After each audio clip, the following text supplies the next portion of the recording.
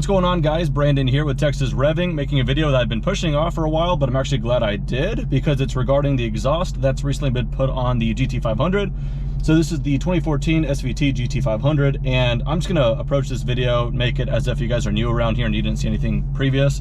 Had the car for a little over a year. I got it with the stock exhaust. It actually sounds really, really good, but it's like listening to your favorite song on volume 3 of 10. Okay, it's like, it's nice, but you want more. And so it's been tough trying to find something that kind of matches the stock, I don't know, soundtrack, but just leveled up a little bit more. I made the mistake of going with some muffler deletes from MagnaFlow, although that was kind of fun and, you know, immature for a little bit. I just knew it wasn't gonna last. I could not hear the radio at all. I know you could say that's not why you buy a car like this. I couldn't hear a passenger. It was droning like crazy. Muffler deletes were not the move. Okay, so then I kept it stock for like the remainder of my ownership up until just about maybe 3 weeks, maybe a month ago or so. And I think I found something I like quite a bit. So right now I've got the Borla ATAK, and so this video is just gonna be kind of discussing that. Is it worth it? If you guys have a 13-14 GT500, is it worth going with the Borla ATAK? And so far I say yes, and the reason I'm actually glad I pushed this video off is because I wanted to make a video kind of first impressions and kind of review right away. But because it's been, I don't know how many hundreds of miles, it seems like they've broken in a little bit more and it's only gotten more talkative. Sometimes on the runoff, just a couple little bit more pops, nothing crazy. It doesn't sound like it's overly obnoxious, which is what I was going for. I wanted to fool some people into thinking it may be stock, but then of course wide open throttle, I wanted just a little bit more to it. This frees it up a little bit more. It's not too obnoxious whatsoever. So overall, I like it. So that's just my verbal review. Now we're just gonna go ahead and go for a drive and some stuff like that. Now real quick though, just because some of you guys might be asking, I'm gonna make this very, very brief. A little bit of updates on the two cars I have in order. Starting off with the easiest update, the Lotus Emira. Some of you guys have been asking me about that. Initially, I was told delivery would be mid-summer. I didn't really believe that, and sure enough, they pushed it to October. I also didn't believe that, so I just looked at it hopefully end of this year, and they just pushed it off yet again. I forgot what the email said. It was either March, April, something like that. So maybe early next summer, but they of course blame it on global supply chain issues. No, it's just Lotus can't produce the car in time because they just don't know how. I don't think there's been a single review online or on YouTube where the journalist or the reviewer didn't have to apologize for the fact that they didn't have a production car and it's all been prototype cars. So Lotus can't even make the car for the journalists. So US specifically, they said it's pushed back to April-ish, March, April, I forgot. Who cares? It'll happen eventually.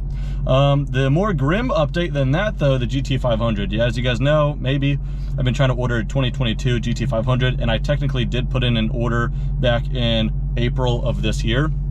However, the dealership did not have the allocation yet, but they said I'm next in line for it. It's going to be eruption green, Wimbledon white stripes, all of that. I was pretty hyped up, cautiously optimistic. I made a whole video talking about it. Well, they said I was getting the second car, and this particular dealership here in Georgetown, Texas, Mac Hike, not to blast them yet because it's still in motion, maybe it can happen, but I've personally seen 2 golden ticket cars, the track pack, painted stripes and stuff, 2 go in there. So I went in yesterday, asked for some kind of update, like, hey, what happened? And I don't know. It's just not looking good, so it doesn't look like I'm gonna get my car. My best bet is they extend the car 1 more year, so the GT500 goes to 2023. That's my best bet on getting that car. Otherwise, shit out of luck. Well, it's not all grim. Here I am sat in a 2014 GT500 with the new exhaust, and it's pretty sweet. So that's what this video is about. Let's get back to that. I'm filming on a GoPro suction cup to my windshield, so it's not gonna be the best audio soundtrack here. Also, this car's got really, really good sound deadening, so I never realize what I'm doing to people until I roll my windows down or hear it from the outside. So let's just start off kind of chill. We'll step on it a little bit with the windows up. I'll see what the audio does when I roll the windows down, and we'll make sure to get some kind of external shots as well.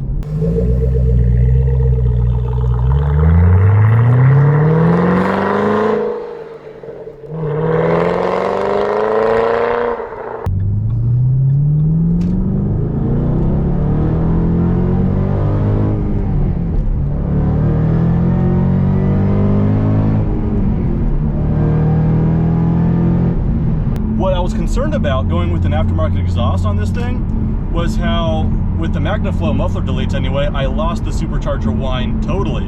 Some of the appeal of buying the SVT generation GT500 is you get a lot of supercharger whine. It sounds awesome. but I also like good exhaust note.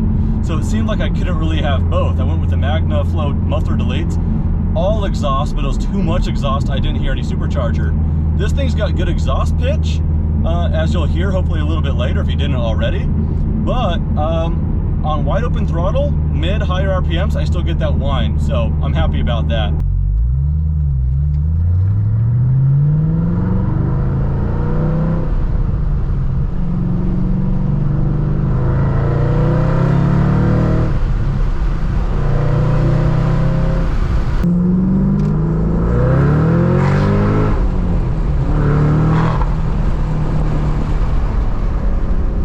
Keep going, but it catches up to traffic too quickly. Okay, yeah, windows down for me anyway, hopefully you guys too.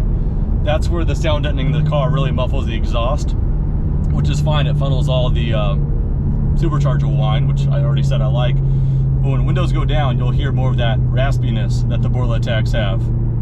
Yeah, then I see what I'm doing to people.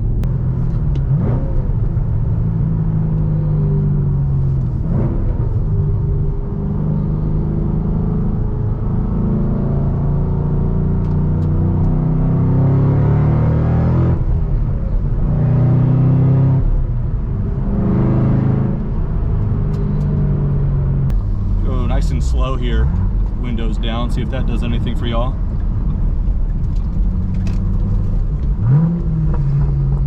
Ooh, there's some pops.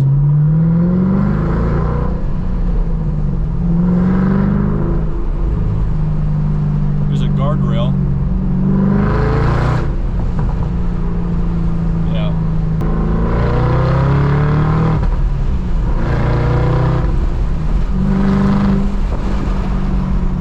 Fun to short shift, kind of because you have to. If I didn't short shift, I'd be at like 130 at the top of third gear in this thing. So it's not a car you really need to rev out to have a lot of fun with the exhaust now, so that's nice.